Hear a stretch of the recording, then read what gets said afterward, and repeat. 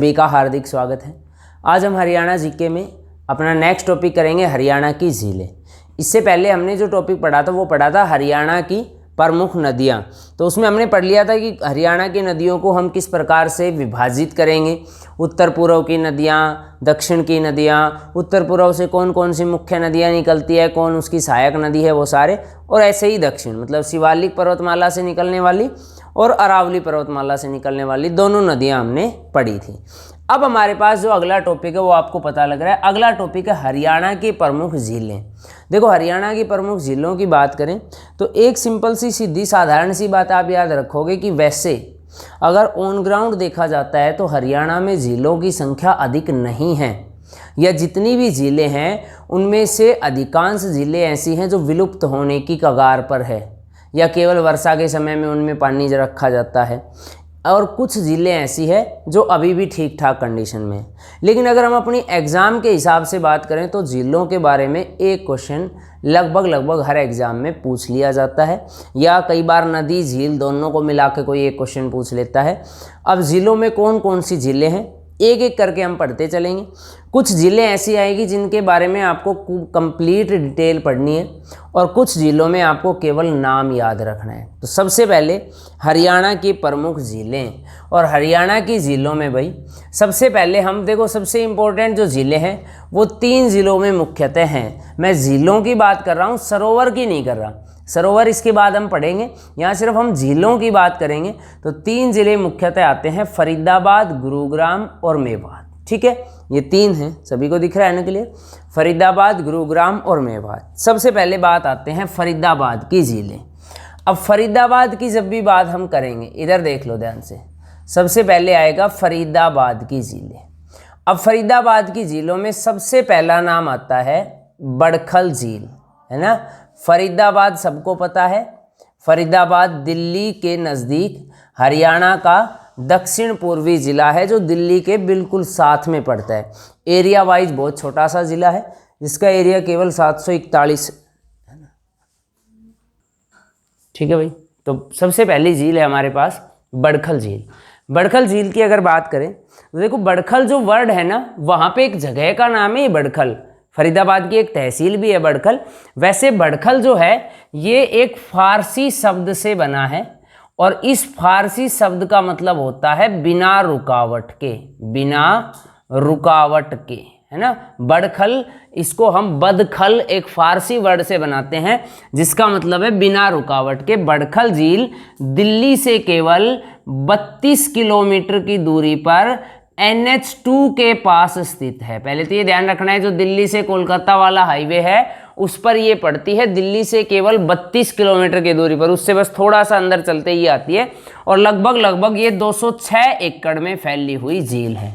ये झील लगभग 206 एकड़ में फैली है। बड़खल झील पहले 1947 से पहले ये एक प्राकृतिक झील थी। 1947 से पहले ये एक प्राकृतिक झील थी, और ये जब यमुना में अधिक पानी आता था बाढ़ के कारण, तो ये बाढ़ का सबसे बड़ा कारण बनती थी। बाढ़ का सबसे बड़ा कारण बनती थी। आसपास के क्षेत्र में जो बाढ़ आती थी ना, उसमें इसका योगदान क्या था कि इसके आसपास के जो पहाड़ थे उसका पानी इकट्ठा बड़खल झील में हो जाता था, और फिर इसका पानी आगे चल के यमुना नदी में मिल जाता था, जिसमें ये और ज़्यादा बाढ़ को विस्तृत कर देती थी। तो बाढ़ का सबसे बड़ा कारण बनती थी। 1947 में क्या किया, सरकार ने इस पर एक बांध बना दिया। सरकार ने इस पर एक बांध बना दिया, और उस बांध के तहत इस झील में पानी एकत्रित किया गया, इकट्ठा किया गया, और बाद में इसका कार्य सिंचाई के लिए इसका इस्तेमाल किया जाने लगा। तो आपसे ये भी पूछ लेगा कि बड़खल झील का निर्माण या बड़खल झील का वर्तमान जो स्थिति है, वर्तमान जो निर्माण है वो कब हुआ, तो 1947 में उसके ऊपर एक बांध बनाया गया। किस परियोजना के तहत, तो सिंचाई परियोजना के तहत इसका निर्माण किया गया। पहले ये जो झील थी 1970 से लेकर 1990 तक, 1970 से लेकर और 1990 तक ये हरियाणा में पर्यटन का प्रमुख केंद्र हुआ करती थी।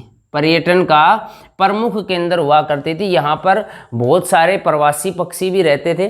बहुत सारे लोग बाग भी यहाँ पर घूमने आते थे, लेकिन बाद में क्या हुआ, इसमें धीरे धीरे पानी की कमी आने लग गई। और अब जो ये है, ये पर्यटन स्थल तो है लेकिन झील के रूप में ज़्यादा विख्यात नहीं है। प्रवासी पक्षियों का यहाँ पे अब ज़्यादा आगमन नहीं होता।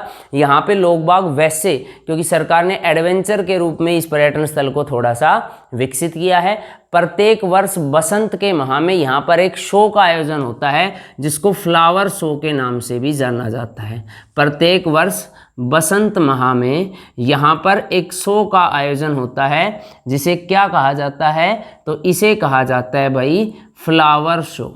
इसे फ्लावर शो के नाम से भी जाना जाता है। ठीक है, तो आपको ध्यान रखना है।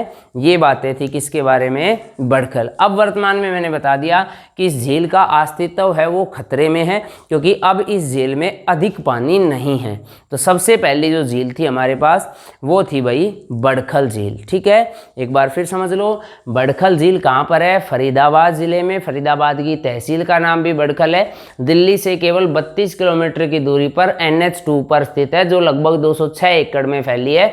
बड़खल जो वर्ड है वो बदखल फारसी वर्ड से बना है, जिसका मतलब है बिना किसी रुकावट के। ठीक है, और ये एक प्राकृतिक झील थी 1947 से पहले, लेकिन यहाँ पे पानी थोड़ा इकट्ठा होता था और वो पूरा पानी मिलके फिर यमुना नदी तक पहुँच जाता था। तो बाद में क्या गया, 1947 में इस पर एक बांध बना दिया गया और इस पानी को एकत्रित किया गया, पानी का संग्रहण किया गया और बाद में इसका इस्तेमाल सिंचाई कार्यों में किया जाने लगा। तो इसको कहते हैं हम कि इसका निर्माण 1947 में सिंचाई परियोजना के तहत किया गया। ठीक है, 1970 से 90 तक यह पर्यटन के लिए विख्यात थी, पक्षियों के लिए विख्यात थी। लेकिन बाद में क्या हुआ, बाद में अब ये धीरे धीरे इसमें पानी कम हो गया और वर्तमान में यह विलुप्त होने की कगार पर है। तो ये फरीदाबाद की सबसे बड़ी झील है या सबसे प्रचलित झील है, जिसका नाम है बड़खल झील। क्लियर है, तो सबसे पहले झील थी बड़खल। ठीक है, अब आते हैं सेकंड पे। नेक्स्ट है भाई, तो सबसे पहले थी बड़खल झील। अब दूसरे नंबर पे आते हैं सूरजकुंड झील। ठीक है, तो पहली झील थी बड़खल झील, अब दूसरी है भाई सूरजकुंड झील। दूसरी है सूरजकुंड झील। सूरजकुंड झील है, ये सबको पता होगा शायद कि सूरजकुंड एक जगह का नाम भी है जहाँ पे प्रतिवर्ष सूरजकुंड का मेला लगता है, क्राफ्ट मेला लगता है, इंटरनेशनल क्राफ्ट मेला। ठीक है, हालांकि मेले के बारे में हम यहाँ डिस्कस नहीं करेंगे, वो जब आगे पढ़ेंगे उसमें देखेंगे। यहाँ सिर्फ हमें झील के बारे में पढ़ना है। तो जो सूरजकुंड झील है, ये झील भी दिल्ली से केवल 8 किलोमीटर के डिस्टेंस पर है।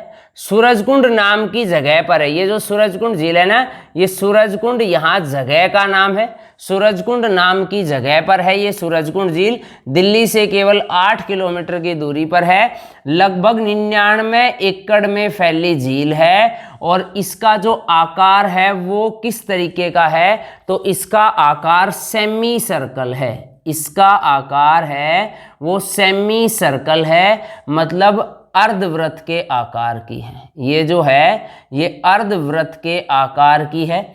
और सूरजकुंड झील का निर्माण के बारे में दो बातें मानी जाती है। एक तो माना जाता है कि भाई सूरजकुंड झील का जो निर्माण है वो अनंगपाल तोमर ने करवाया था। अनंगपाल तोमर ने करवाया था। और कुछ लोग मानते हैं कि इसका निर्माण जो है वो राजा सूरजमल द्वारा करवाया गया था। दोनों बातें ही ठीक है, आपके हिसाब से जो आंसर आएगा ऑप्शन में उसको आप लगा दोगे कि सूरजमल ने भी करवाया था और अनंगपाल तोमर ने भी करवाया था। ये भाई दिल्ली से निकलते ही फरीदाबाद की तरफ जब हम चलते हैं तो ये आती है और चारों तरफ ये पहाड़ियों से घिरी हुई झील है। आपसे पूछ लेगा कि ये झील मैदानी झील है या पहाड़ियों से घिरी झील है, तो ये पहाड़ियों से घिरी हुई झील है। और इस झील के बारे में आपको याद रखना है कि इसके पश्चिमी किनारे पर एक टेम्पल बना हुआ है जिसको सन टेम्पल भी हम बोलते हैं। अब हालांकि ये विलुप्त है या आप कहोगे अब इसके केवल एक अवशेष मिलते हैं, तो आपसे पूछ लेगा सन टेम्पल या सूर्य मंदिर। देखो ये गड़बड़ मत कर देना, सूर्य मंदिर जो है उसके अवशेष कहाँ से मिले हैं, तो सूरजकुंड झील से। या सूरजकुंड झील के पास किस मंदिर का निर्माण करवाया गया था, तो सूर्य मंदिर का निर्माण। सूर्य की प्रतिमा यहाँ से नहीं मिली है, सूर्य की प्रतिमा मिली है अग्रोहा हिसार से। कभी इसको मिक्स कर दो दोनों को। सूर्य की प्रतिमा जो है वो मिली है अग्रोहा हिसार से, लेकिन सूर्य मंदिर का निर्माण किसने करवाया गया था, कहाँ पे करवाया गया था, तो फिर आपको ध्यान रखना है, उसके लिए आएगा सूरजकुंड झील। क्लियर है, ये सभी को ध्यान रहेगा। तो ये हमारे पास दूसरा था सूरजकुंड झील। अब आ जाते हैं तीसरे नंबर पे, ठीक है। तो ये थी दूसरी सूरजकुंड, यहीं पे लिख देते हैं अभी। तीसरे नंबर की जो झील है हमारे पास, अब ये सिर्फ नाम नाम लिखने हैं। एक है मयूर झील, मयूर झील, ये भी कहाँ पर है, फरीदाबाद में।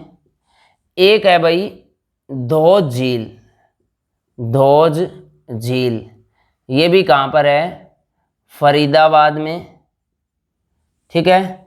और एक है अनंगपुर, अनंगपुर झील, या अनंगपुर डैम भी, हम डैम वाले में भी इसको पढ़ेंगे। अनंगपुर झील ये भी कहाँ पर है, फरीदाबाद में। एक है भाई इसके अलावा एक है CITM झील, CITM झील, ये बहुत फेमस है, ध्यान रखना। CITM झील भी कहाँ पर है, फरीदाबाद में। ये जो CITM झील है इसको एक और नाम से जाना जाता है, इसको डेथ वैली या खूनी झील के नाम से भी जाना जाता है। इसको डेथ वैली या खूनी झील के नाम से भी जाना जाता है, डेथ वैली या खूनी झील के नाम से भी जाना जाता है। ये नाम इसका इसलिए पड़ा है, लोकल जो वहाँ के लोग हैं वो उसको खूनी झील के नाम से भी जानते हैं, क्योंकि यहाँ पर बहुत सारे जो तैराक हैं उनकी मृत्यु हुई है, बहुत सारे जो तैराक हैं उनकी मौत हुई है, यहाँ पर डूबने के कारण वो मरे हैं। तो CITM झील पूछ ले या डेथ वैली या ये पूछ लेगा कि किस झील को स्थानीय लोगों द्वारा खूनी झील का दर्जा दिया गया है, तो ध्यान रखना है इस तरीके से, ठीक है। और ऐसा कुछ नहीं है कि ये जो डेथ वैली या खूनी झील है ये प्रकृति की देन है, प्रकृति कुछ नहीं करती, ये हमने खुद बना लिया। क्योंकि ये जो डेथ वैली है इसका इस प्रकार की झील होने का कारण है 1991 में इसके आसपास बहुत सारी इल्लीगल माइनिंग करी गई थी, बहुत सारी इल्लीगल मतलब गैर तरीके से इसमें खुदाई करी गई थी। इसके कारण यहाँ पर जितने जो स्थान बन गए वो इस प्रकार के बन गए कि ये डेथ वैली है, मतलब उसमें तैर पाना या उसके स्तर से ऊपर आ पाना बहुत मुश्किल हो जाता है, इसलिए इसको खूनी झील के नाम से भी जाना जाता है, ठीक है। ये फरीदाबाद ज़िले के अंदर आएगी। दूसरा, इसी में आपको एक और बात भी याद रखनी है, ठीक है, कि यहाँ पर जो ये डेथ वैली है यहाँ पर भी प्रवासी पक्षियों का लिए थोड़ा सा आगमन कई बार रहता है, और यहाँ पर देखने के लिए लोग बहुत घूमने जाते हैं। एक टेम्परेरी रूप से फरीदाबाद में वाटरफॉल भी था, वाटरफॉल एक टेम्परेरी है, परमानेंट नहीं है। जब उसमें पहले के समय बारिश आती थी वो टेम्परेरी वाटरफॉल बन जाता था, जिसको बोलते हैं पाली धोज कोट वाटरफॉल। क्या बोलते हैं, पाली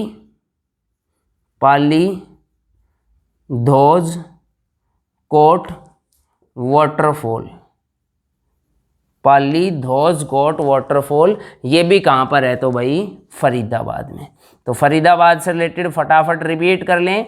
फरीदाबाद में बड़खल झील है, सूरजकुंड झील है, मयूर झील है, धोज झील है, अनंगपुर झील है, CITM झील है और पाली धोज कोट वाटरफॉल है। सबसे इम्पोर्टेंट पहले दो हैं, एक सूरजकुंड और एक बड़खल झील, ठीक है। वो दोनों याद रखने हैं जिनके बारे में डिटेल थी, और बाकी सारे में आपको केवल नाम याद रखने हैं।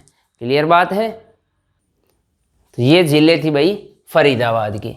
नेक्स्ट सेकंड पे आते हैं गुरुग्राम के। दो तीन ही डिस्ट्रिक्ट ऐसे हैं जिनमें जिलों की संख्या ज़्यादा है, आपको थोड़ी सी डिटेल करनी पड़ेगी, उसके बाद तो बस फिर नाम नाम रह जाएंगे, उसमें तो सिर्फ याद रखना पड़ेगा कि ये झील कहाँ पर है। दूसरा जो प्रमुख झीलें आती है वो आती है भाई गुरुग्राम में, दूसरी जो प्रमुख झीलें आती है वो आती है गुरुग्राम में। और गुरुग्राम का नाम आएगा तो सबसे पहली झील आएगी दमदमा झील, सबसे पहली झील आएगी दमदमा झील। तो दमदमा झील कहाँ पर है, तो एक तो सबको पता है कि दमदमा झील जो है वो है सोहन्ना गुरुग्राम में। कहाँ पर है, सोहन्ना कस्बे का या तहसील का नाम है, जिले का नाम है गुरुग्राम। ये झील भाई लगभग 3000 एकड़ में फैली है, ये झील लगभग 3000 एकड़ में फैली है, इसलिए ये हरियाणा की सबसे बड़ी झील है। ठीक है, इस झील का भी सेम इधर देखो ध्यान रखना है, 1947 से पहले ये एक प्राकृतिक झील थी। 1947 से पहले ये एक प्राकृतिक झील थी और उसके बाद इसको 1947 के आप पहले तो 1919 में ही एक बात याद रखो कि 1919 से पहले ये पूर्णतः प्राकृतिक झील थी। 1919 में क्या किया गया, अंग्रेजों ने इसमें पानी के संग्रहण के लिए पानी को इकट्ठा करने के लिए इसमें बांध बना दिया गया और पानी को रोका गया। और 1947 की जो वो सिंचाई परियोजना आई उसके तहत इसका जो अब वर्तमान का आकार है उस आकार की इसको बनाया गया। इसका वर्तमान आकार कैसा है, तो सबसे ज़्यादा आकार का क्वेश्चन इसी में आता है कि हरियाणा में कौन सी झील अमीबा के आकार की है, तो इसमें अमीबा के जैसी भुजाएं हैं, इसलिए दमदमा झील का जो आकार है वो अमीबा के आकार का है। ठीक है भाई, और इस झील में सरकार द्वारा वाटर पोलो स्पोर्ट्स सेंटर भी बनाया गया है। पूछ लेगा, सरकार द्वारा वाटर पोलो स्पोर्ट्स सेंटर कहाँ पर बनाया गया है, तो दमदमा झील। और दमदमा झील कहाँ पड़ती है, सोहना में। सोहना जो है भाई वो इसी प्रकार के विचित्र 3-4 चीज़ों के लिए विख्यात है। सोहना जो गुरुग्राम जिले की एक तहसील है वो भाई इसी प्रकार की 3-4 विचित्र चीज़ों के लिए विख्यात है। सबसे पहले सोहना में एक तो ये दमदमा झील है। दमदमा झील 3000 एकड़ में फैली है, सबसे बड़ी झील है हरियाणा की। 1919 से पहले प्राकृतिक झील थी, बाद में अंग्रेजों ने पानी के संग्रहण के लिए इस पे बांध बना के पानी रोका। 1947 के बाद इसको सिंचाई परियोजना से जोड़ दिया गया। इसका आकार अमीबा के आकार का है। यहाँ पर सरकार द्वारा वाटर पोलो स्पोर्ट्स सेंटर भी बनाया गया है। ये 190 प्रकार से अधिक प्रकार के यहाँ पर पक्षियों का आगमन भी होता है या पक्षियों की प्रजातियाँ भी पाई जाती है। तो ये या आप ये कह सकते हो कि जैव विविधता के लिए भी ये विख्यात झील में आता है दमदमा झील। ठीक है, इसके बाद दमदमा जो झील है उसके बारे में आपको ये सारी बातें याद रखनी है। अब सोहना की जब हम बात करें तो देखो, सोहना 2-3 चीज़ों के लिए मैंने बताया विख्यात है। एक तो सोहना में है दमदमा झील, सही बात है। दूसरा, सोहना विख्यात है गर्म पानी के चश्मे के लिए, गर्म पानी के चश्मे के लिए या गर्म पानी के झरने के लिए। और माना जाता है कि इस झरने का जो पानी गर्म है उसका कारण है इसके नीचे पाया जाने वाला गंधक या अभ्रक, कुछ भी आप कह लो, इसके नीचे पाए जाने वाले गंधक के कारण इसका पानी गर्म है। और एक मान्यता है कि यहाँ पर स्नान करने से चर्म रोग दूर हो जाते हैं। ये भी यहाँ पर मान्यता है कि यहाँ पर स्नान करने से चर्म रोग दूर हो जाते हैं। और माना जाता है कि इस झरने का जो निर्माण है या प्राचीन समय में इसको महाभारत से भी जोड़ा गया है कि यहाँ पर जो खुदाई की गई थी वो पांडवों के अर्जुन द्वारा की गई थी। यहाँ पर जो खुदाई की गई थी वो पांडवों के अर्जुन द्वारा की गई थी। दूसरा भाई, सोहना की जब हम बात करते हैं तो सोहना एक और चीज़ के लिए विख्यात है। एक सोहना विख्यात है विंटेज कार रैली के लिए। अगर आपसे पूछ ले कि विंटेज कार रैली के लिए कौन सी जगह विख्यात है, तो सोहना। जो पुरानी कारें हैं उनकी कार रैली निकाली जाती है, वो कहाँ से निकाली जाती है, तो सोहना से। ठीक है। दूसरा, सोहना गर्म पानी के झरने के लिए विख्यात है। तीसरा, सोहना में सबसे बड़ी झील है हरियाणा की जिसका नाम है दमदमा झील। क्लियर बात है, ध्यान रहेगा यहाँ तक। तो पहली झील थी दमदमा झील। ठीक है, इसका स्क्रीनशॉट ले लो, फिर आगे करते हैं। ठीक है भाई, तो ये था दमदमा झील। दूसरी झील है भाई सुल्तानपुर झील। सुल्तानपुर हमने आपको नेशनल पार्क में भी बढ़ाया था और अब सुल्तानपुर पढ़ेंगे झील में भी। तो दूसरी झील है हमारे पास सुल्तानपुर झील। सुल्तानपुर झील। अब देखो इधर ध्यान से, सुल्तानपुर झील की अगर बात करें तो सुल्तानपुर झील पड़ती है फर्रुखनगर में। फर्रुखनगर वही तहसील का नाम है और ज़िले का नाम है गुरुग्राम। तो सुल्तानपुर झील है फर्रुखनगर, और फर्रुखनगर पड़ता है गुरुग्राम में। तो पहले तो आता है कि ये जो सुल्तानपुर नाम है, ये सुल्तानपुर नाम कहाँ से आया। तो आपको एक सिंपल सी बात याद रखनी है कि भाई इसके नज़दीक एक जगह पड़ती है जिसका नाम है घड़ी हरसरू, और घड़ी हरसरू बसाया गया था, चौहान के एक शासक थे। इसके नज़दीक एक जगह पड़ती है जिसका नाम है घड़ी हरसरू, और घड़ी हरसरू जो है वो बसाया था चौहान वंश के एक शासक थे उसके द्वारा। और जो चौहान वंश का शासक था, राजपूत शासक था, जिसका नाम था हर्षदेव चौहान, उसने घड़ी हरसरू को बसाया था। और उसी के उत्तराधिकारी का नाम था सुल्तान सिंह, जिसके नाम पर इस गांव का, ये सुल्तानपुर गांव का नाम है, इस जगह का या इस गांव का नाम पड़ा था सुल्तानपुर। सबसे पहले घड़ी हरसरू किसने बताया था? चौहान वंश या राजपूत के एक शासक थे, राजपूत एक शासक थे, उनके द्वारा सुल्तानपुर को नहीं बसाया गया, उसके द्वारा बसाया गया था किसको? घड़ी हरसरू को, हर्षदेव द्वारा। और उस हर्षदेव का जो उत्तराधिकारी था उसका नाम था राजा सुल्तान सिंह, उसका नाम था राजा सुल्तान सिंह। तो राजा सुल्तान सिंह के नाम पर इसका नाम पड़ा था सुल्तानपुर। सुल्तानपुर राष्ट्रीय पार्क भी है और सुल्तानपुर झील भी है, बहुत फेमस झील है और पक्षियों के आगमन के लिए विख्यात है। यहाँ पर भाई साइबेरिया,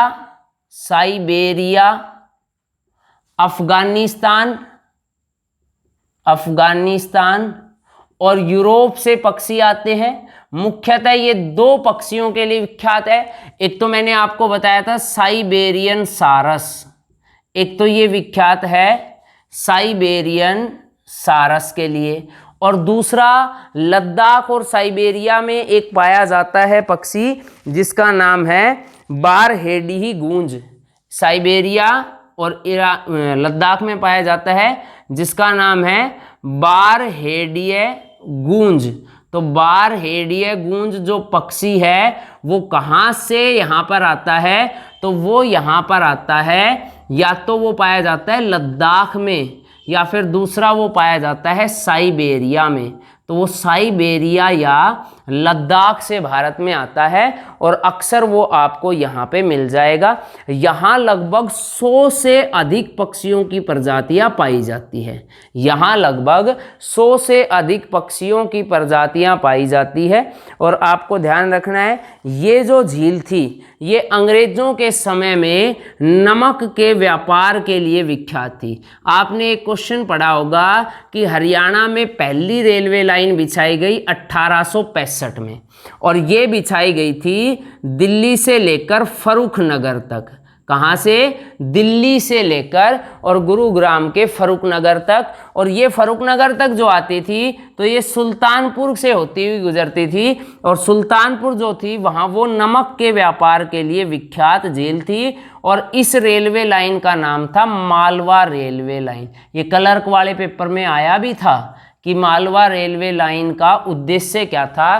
तो इसका उद्देश्य था नमक व्यापार। तो ये सुल्तानपुर जो झील है ये अंग्रेजों के समय में नमक व्यापार का एक प्रमुख केंद्र हुआ करती थी, और यहाँ पर जो रेलवे लाइन बिछाई गई थी वो नमक के व्यापार के लिए 1865 में यात्री परिवहन के लिए पहली थी 1873 में जो दिल्ली से रेवाड़ी तक थी, लेकिन नमक के व्यापार के लिए पहली हरियाणा में थी 1865 में जो दिल्ली से फर्रुखनगर तक बसाई गई थी। ये जो सुल्तानपुर झील है इसकी खोज का श्रेय जाता है पीटर जैक्सन को।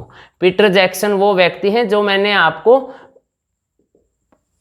सुल्तानपुर राष्ट्रीय पार्क में भी लिखवाया था कि पीटर जैक्सन के ही आग्रह पर 1971 में इसे वन्य जीव अभियान का दर्जा मिला था, और बाद में फिर 1991 में इसको नेशनल पार्क बनाया गया था। तो वो आपको ध्यान रखना है। झील का नाम क्या है? तो आप ध्यान रखोगे ये झील है सुल्तानपुर झील। ठीक है भाई, ध्यान रहेगा। अब इसमें 2-3 बस नाम और बचे हैं, उनको और देख लो। तो एक तो ये सुल्तानपुर झील होगी, साइड से मिटा दें इस तरफ से। ठीक है, एक बार आप इसका स्क्रीनशॉट ले लो। अब इसको एक तरफ से इस तरफ से मैं मिटा देता हूँ। ठीक है, और इस गुरुग्राम के 4-5 नाम और हैं, ये आपको और ध्यान रखने हैं। तो एक लिखो बसई झील, 2 हो गई। तीसरे नंबर पे लिखो बसई झील। बसई जो झील है इसके बारे में 2 बात आपको याद रखनी है। एक तो ये जो है ये आर्द्र भूमि क्षेत्र है, ये जो है ये बसई आर्द्र भूमि क्षेत्र है, बसई आर्द्र भूमि क्षेत्र है, पहली बात याद रखनी है। दूसरा, कुछ मान्यताओं के अनुसार माना जाता है कि यहाँ पर कृष्णावती और पुरुषोत्ती नदी आकर मिलती थी। कौन कौन सी? यहाँ पर कृष्णावती और पुरुषोत्ती नदी आकर मिलती थी, पुरुषोत्ती नदी आकर मिलती थी। इसका जो संगम स्थल है वहाँ पर जो झील है उसका नाम है बसई झील, ठीक है। उसके बाद एक झील है घाटा, घाटा झील, ये घाटा गांव का नाम है जो पड़ती है सेक्टर 58 गुरुग्राम में, ठीक है। तो एक झील हो गई घाटा झील। एक है जिसका नाम है भीमकुंड, एक है जिसका नाम है भीमकुंड। भीमकुंड जो है ये गुरुग्राम शहर के बीचों बीच पड़ता है, ये गुरुग्राम शहर के बीच में पड़ता है ना। और लगभग लगभग माना जाता है कि ये भीमकुंड जो है ये 10 एकड़ में फैला है और इसको पिछोखड़ा जोहर के नाम से भी जाना जाता है। ये लगभग 10 एकड़ में फैला है और इसे पिछोखड़ा जोहर के नाम से भी जाना जाता है। तो ये एक है भाई भीमकुंड। और एक और यहाँ पर है जिसका नाम है द लॉस्ट लेक, एक और है जिसका नाम है द लॉस्ट लेक। ये भी गुरुग्राम फरीदाबाद मार्ग पर गुरुग्राम के अंदर ही पड़ती है। और एक और लेक है जिसका नाम है खलीलपुर। मैं बताऊंगा, ये गलत मत कर देना भाई, खलीलपुर झील मेवात में भी आएगी, ये खलीलपुर झील अलग है। और वो ये वही खलीलपुर है जो रेलवे स्टेशन वाला है, जो पटौदी तहसील में पड़ता है। ये पटौदी तहसील वाला खलीलपुर है जिसमें जो झील है ये अस्थायी तरीके की झील है।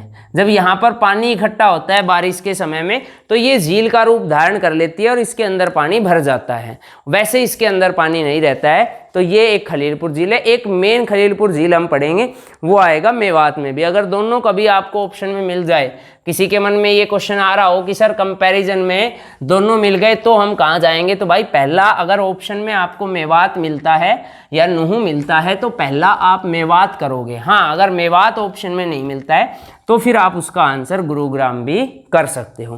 तो ये हमारे पास था भाई गुरुग्राम। अब आता है तीसरा जिला मेवात। अब आता है तीसरा जिला मेवात, या जिसको आप कहोगे नुहू, है ना। मेवात इसका 2016 से पहले नाम था और 2016 में इस ज़िले का नाम बदल के क्या कर दिया गया, नुहू। अब नुहू में कौन कौन सी झीलें हैं, तो सबसे पहले नुहू में, बस ज़्यादा डिटेल नहीं है, नुहू में पहली झील आप लिखोगे कोटला झील। पहली झील है कोटला झील। बहुत सारी किताबें ऐसी है जिनमें आपको कोटला झील भी गुरुग्राम में मिल जाएगी। आपको ध्यान रखना है कोटला झील गुरुग्राम में नहीं है, कोटला झील है कहाँ पर, तो कोटला झील है मेवात में। ये लगभग भाई 108 एकड़ में फैली झील है, 108 एकड़ में फैली झील है। मानव निर्मित झील है ना, या आप कहोगे कि ऐसे कह दो कि ये कृत्रिम झील है। 108 एकड़ में फैली है, कृत्रिम झील है। यहाँ पर जो पानी इकट्ठा होता है वो होता है झिरखा की पहाड़ियों का पानी, या फिरोजपुर झिरखा की पहाड़ियों का पानी किस झील में इकट्ठा होता है, तो ध्यान रहेगा जी वो इकट्ठा होता है कोटला झील में, ठीक है। और इसका पानी जो है वो एक और झील है जो अगला ही नाम चाहे लिख लो आप उसका, उजीना झील, उजीना झील, या इसी का दूसरा नाम है संगेल झील। उजीना झील या इसी का दूसरा नाम है संगेल झील, ये भी मेवात में पड़ती है। और इस कोटला झील का जो पानी है वो उजीना झील में भी भेजा जाता है। जब इसमें पानी ओवरफ्लो होने की कगार पे आता है तो इसी झील का पानी किस में भेज दिया जाता है, उजीना झील में। उसके बाद अगली झील है चंदेली झील, अगली है चंदेली झील। इसको चंदेली झील भी बोलते हैं और इसको चांदनी झील भी बोलते हैं, दोनों एक ही नाम है, कंफ्यूज मत हो जाना। इसी को चंदेली झील बोलते हैं और इसी को कई जगह पर चांदनी झील के नाम से भी जाना जाता है। ये भाई लगभग 988 एकड़ में फैला है। कभी ये हेक्टेयर में आ जाए और गड़बड़ कर दो, ये 988 एकड़ या नियर अबाउट बता रहा हूँ मैं, परफेक्ट नहीं है, 400 हेक्टेयर में फैली है। 988 एकड़ यानी 1000 एकड़ के आसपास हो गया। और लगभग वही है कि 400, क्योंकि 2.5 एकड़ में 1 हेक्टेयर के आसपास होता है, तो ये 988 एकड़ या 400 हेक्टेयर में फैली है। ये पहले के समय से ही स्थायी जल क्षेत्र है, ये पहले के समय से ही स्थायी जल क्षेत्र है। ऐसा नहीं है कि बारिश के समय में ये पानी खत्म हो आ जाएगा या वैसे समय में खत्म हो जाएगा, ये लगभग स्थायी जल क्षेत्र में आता है। और लास्ट इसमें लिखनी है खलीलपुर झील, लास्ट इसमें लिखनी है खलीलपुर झील। अब ये वो खलीलपुर है जो मेवात में पड़ता है। ये भाई छोटी झील नहीं है, काफ़ी बड़ी झील है जो लगभग 1500 एकड़ में फैली है। ये 1500 एकड़ में फैली है और यहाँ पर जो पानी इकट्ठा होता है वो होता है वर्षा का पानी, वर्षा का पानी यहाँ पर इकट्ठा होता है। और खलीलपुर ये काफ़ी सारे गांव जो इसके आसपास के, वहाँ पर पानी के स्रोत का एक प्रमुख मतलब ये जरिया है जहाँ से वहाँ के आसपास के गांव में पानी पहुँचाया जाता है। ठीक है भाई, तो ये कुछ झीलें थी कहाँ की, मेवात की। अब इसके बाद अब तक बस इसी 3 में थी जिसमें थोड़ी ज़्यादा है या थोड़ी सी आपको डिटेल सी थोड़ी बहुत याद करनी थी। ठीक है, तो एक तो फरीदाबाद था, एक गुरुग्राम था और एक मेवात था। तीनों ही दक्षिण हरियाणा या दक्षिण पूर्वी हरियाणा में आते हैं। इन तीनों की हमने बात की थी। अब हमारे पास एक एक आगे बढ़ते चलेंगे। जैसे झज्जर में एक ही झील है, भिंडावास झील। झज्जर में एक ही झील है, भिंडावास झील। ठीक है, भिंडावास जो झील है ये कहाँ पड़ती है, तो ये पड़ती है झज्जर में। ठीक है, इससे बस एक ही क्वेश्चन आता है कि इस झील को सुंदर झील के नाम से भी जाना जाता है और यहाँ पर पक्षियों की 250 से अधिक प्रजातियाँ पाई जाती हैं। 250 से अधिक पक्षियों की प्रजातियाँ, क्योंकि आपने ये किसमें भी पढ़ा है, तो ये आपने भिंडावास वन्यजीव अभयारण्य में भी पढ़ा है। और ये जो झील है ये किंगफिशर पक्षी के लिए विख्यात है। ये जो झील है ये किंगफिशर पक्षी के लिए, किंगफिशर पर्यटन स्थल मैं फिर बता रहा हूँ वो अम्बाड़ा में है, यहाँ पे नहीं है। और किंगफिशर के लिए फेमस कौन सी है, भिंडावास। और भिंडावास कहाँ पड़ती है, झज्जर में। झज्जर कब बना था, 1997 में बना था। किसके साथ, फतेहाबाद के साथ। 2 जिले एक साथ बने थे। 17वां पंचकुला 1995 में बन गया था और 1997 में 2 जिले बने थे, झज्जर और फतेहाबाद। 1997 में ये एक बोर्ड बना था जिसका नाम है HPGCL, Haryana power generation corporation limited. और मिस वर्ल्ड बनने वाली मानसी छिल्लर है, उसका जन्म भी 1997 में झज्जर में ही हुआ था। ये आपको याद रखना है। ठीक है, उसके बाद अगला जो एक तो ये आ गया भिंडावास। उसके बाद अगली झील है, एक का नाम है रोहटा झील। रोहटा झील सिर्फ नाम याद रखना है, कोई डिटेल इसमें से याद रखने की जरूरत नहीं है आपको। वो सिर्फ डिटेल उसी की बताएंगे जो एग्जाम में आ सकती है। रोहटा झील से कोई डिटेल नहीं आएगी। रोहटा झील कहाँ पर है, सोनीपत। एक और झील है जिसका नाम है डाबर झील। डाबर झील, ये डाबर झील भी मूर्थल में पड़ती है और मूर्थल भी कहाँ पर है, सोनीपत। डाबर झील मूर्थल कहाँ पर है, सोनीपत। एक है देहावली झील। देहावली झील भी भाई मूर्थल में पड़ती है, मूर्थल। और ये मूर्थल अभी बताया आपको सोनीपत है और मूर्थल पराठे और शराब के लिए विख्यात है। सोनीपत में एक जगह का नाम है मूर्थल जो पराठे और शराब के लिए विख्यात है। ठीक है, एक झील रोहतक की आपको याद रखनी है, गौकर्ण झील। काफ़ी बार एग्जाम में आई है ये गौकर्ण झील। तो गौकर्ण झील कहाँ पर है, रोहतक में। एक और रोहतक की झील है जिसका नाम है तिलिहार झील। तिलिहार झील, ये हरियाणा पुलिस के एग्जाम में आई थी, तिलिहार झील। ये भी कहाँ पर है, रोहतक में। ये कहाँ पड़ती है, तो रोहतक में। ये जो दिल्ली से फाजिल्का की तरफ जाने वाला हाईवे है उसके ऊपर ये झील पड़ती है और यहीं पर सरकार द्वारा रोहतक चिड़ियाघर भी बनाया गया है। यहीं पर सरकार द्वारा रोहतक चिड़ियाघर भी बनाया गया है। तो ये तिलिहार है, ये अच्छे पर्यटन स्थल के लिए विख्यात है और ये झील लगभग 132 एकड़ में फैली है। ये जो झील है ये लगभग 132 एकड़ में फैली है। यहीं पर एक और आप याद रखोगे, महम की बावड़ी है ना। बावड़ी उसी जगह को बोलते हैं जहाँ पानी भरता है, तो एक तरीके से झील हो गई। तो महम की बावड़ी भी कहाँ पर है भाई, रोहतक में। तो ये झीलें कहाँ की थी, रोहतक की। ठीक है, 1 मिनट रुकना। उसके बाद एक झील है भाई दबचिक झील। दबचिक पर्यटन स्थल का नाम भी है और झील का नाम भी है। दबचिक झील कहाँ पर है? पलवल में।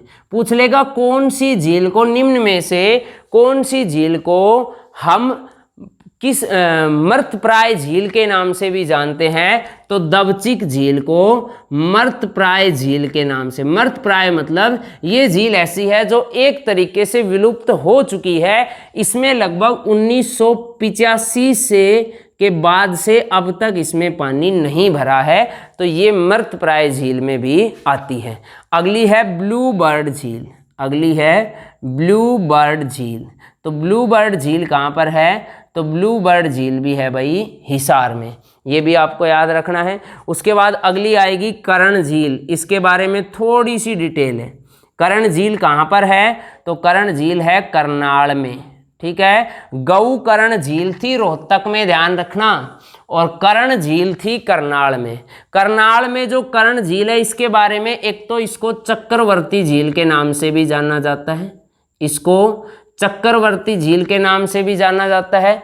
दूसरा इसको करनार झील के नाम से भी जाना जाता है, करनार झील के नाम से भी जाना जाता है। तीसरा ये कर्ण के नाम पर इस झील का नाम पड़ा था। ये वही झील है जहाँ पर कर्ण अक्सर स्नान करने जाते थे और यहाँ पर भगवान कृष्ण द्वारा इसके जो कवच और कुंडल है उनको दान में मांग लिया गया था, ठीक है। तो किस झील पर कर्ण के जो कवच और कुंडल है वो दान में मांगे गए थे? तो ध्यान रखना है कर्ण झील पर। और सरकार द्वारा 1972 के बाद से इसे पर्यटन स्थल के रूप में विकसित करने का फैसला लिया गया है। तो कर्ण झील से रिलेटेड ये सारी बात आपको याद रखनी है। कर्ण झील करनाल में चक्रवर्ती झील भी कहते हैं, करनार झील भी कहते हैं। 1972 जिस वर्ष भिवानी और सोनीपत 2 जिले बने थे, 1972 जिस वर्ष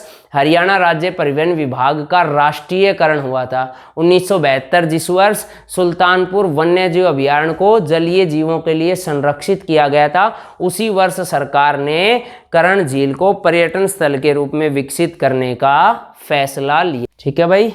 तो अब देखते हैं आगे। तो ये कुछ झीलें थी, अब बस 2-4 झीलें और बची हैं, उनका और एक बार नाम लिख लेते हैं। अभी मैं फिर बता रहा हूँ, इसमें हम केवल झील पढ़ रहे हैं, इसमें हमने सरोवर का जिक्र नहीं किया है, केवल झील पढ़े हैं। अगर सरोवर पढ़ने लग गए तो जितने टाइम में ये झील है उससे 2 गुना टाइम सरोवर में जाएगा, तो वो आगे हम पढ़ेंगे। इसमें हम केवल पहले उनका बात कर लेते हैं जो ज़्यादातर झील में आती है। तो कर्ण झील के बाद अगली जो झील है वो हमारे पास है कर्ण झील होगी। कर्ण झील के बाद एक है चिल्ली झील। चिल्ली झील कहाँ पर है? तो चिल्ली झील है फतेहाबाद में। चिल्ली झील कहाँ पर है? तो चिल्ली झील है भाई फतेहाबाद में, और इसी के कारण फतेहाबाद को चिल्ली नगरी के नाम से भी जाना जाता है। और ये जो चिल्ली झील है यहाँ पर, इसके बारे में आपको ध्यान रखना है, यहाँ पर स्वर्ण जयंती हेरिटेज पार्क भी बनाया गया है। क्या बनाया गया है यहाँ पे? स्वर्ण जयंती हेरिटेज पार्क। स्वर्ण जयंती हेरिटेज पार्क भी कहाँ बनाया गया है? फतेहाबाद में। फतेहाबाद अभी बताया था झज्जर के साथ बना था 1997 में। फतेहाबाद जो ज़िला है उसमें हरियाणा में, आप ध्यान रखोगे फतेहाबाद को हरियाणा का पंजाब, हरियाणा की पिंक सिटी, प्राचीन इमारतों का शहर और चिल्ली नगर के नाम से भी फतेहाबाद को जाना जाता है। हरियाणा में अणु विद्युत परियोजना गोरखपुर फतेहाबाद, हरियाणा की एकमात्र अणु विद्युत परियोजना है गोरखपुर में, और वो कहाँ पर है? फतेहाबाद। हरियाणा की पहली महिला पायलट प्रियंका बेनीवाल का संबंध भी कहाँ से है? फतेहाबाद से। हरियाणा की एक पहली महिला पायलट प्रियंका बेनीवाल, उसका संबंध भी कहाँ से है? फतेहाबाद से। अगली एक झील है ओट्टू झील। अगली झील है ओट्टू झील। ओट्टू झील कहाँ पर है? सिरसा में। एक झील है आमटी झील। आमटी, ये आमटी झील कहाँ पर है? तो ये आमटी, ये तो नंबर पहले मत डालना, ये डाल रखे थे पहले ही, जितनी झीलें होगी उसी के बाद का नंबर डालोगे। आमटी झील कहाँ पर है भाई? हांसी में। उसके बाद एक है फाल्गु झील,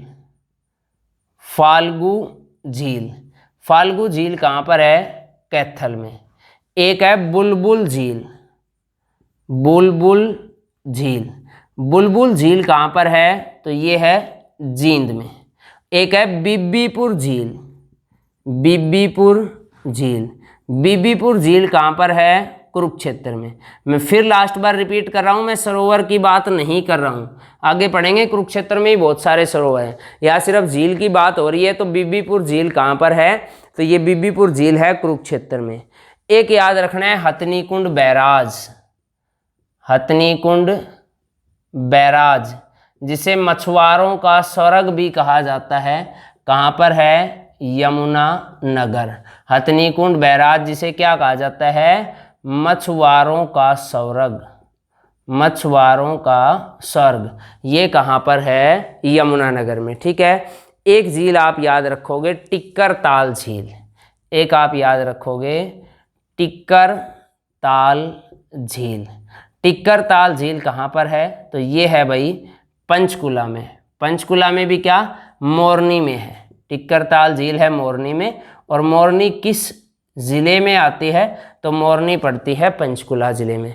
ये जो भाई टिक्कर ताल झील है, इसके बारे में याद रखना है, ये 2 ताल हैं यहाँ पे, मतलब 2 झील के क्षेत्र हैं। माना जाता है कि यहाँ पर जो भीम थे ना महाभारत में, वो किसी दानव के साथ युद्ध कर रहे थे, और दानव के साथ युद्ध करते हुए उनके जो घुटने, या जिसको हम देसी भाषा में गोड्डे कहते हैं, वो उनके जो हैं वो उस ज़मीन पर टिक गए थे। और उस ज़मीन पर टिकने के कारण वहाँ पर 2 बड़े बड़े ताल बन गए थे। ऊपर से देखने पर ये दोनों इसी आकार के, जब पहाड़ से इनको देखते हैं तो ये इसी आकार के दिखते हैं। और इनके अंदर जो पानी है इसको टिक्कर ताल झील के नाम से भी जाना जाता है। और इसी के कारण इसका नाम, इस भीम के कारण ही इसका नाम भीम ताल भी हो गया है। अगर आपसे पूछ ले भीम ताल हरियाणा, भीम कुंड मत कर देना, भीम कुंड है कहाँ पर? गुरुग्राम में। हमने पढ़ लिया भीम कुंड गुरुग्राम में है, जबकि भीमताल कहाँ पर है? तो भीमताल है भाई पंचकुला में। और एक और लिखोगे बसोलन झील, तो ये बसोलन झील भी कहाँ पर है? पंचकुला में। बसोलन झील, और ये बसोलन झील भी कहाँ पर है? तो ये भी है भाई पंचकुला में। ठीक है। तो यहाँ तक सभी ध्यान रखेंगे। ये थे हरियाणा की प्रमुख झीलें। अब इसमें बचेंगे प्रमुख सरोवर, वो इसके बाद देखेंगे। ठीक है।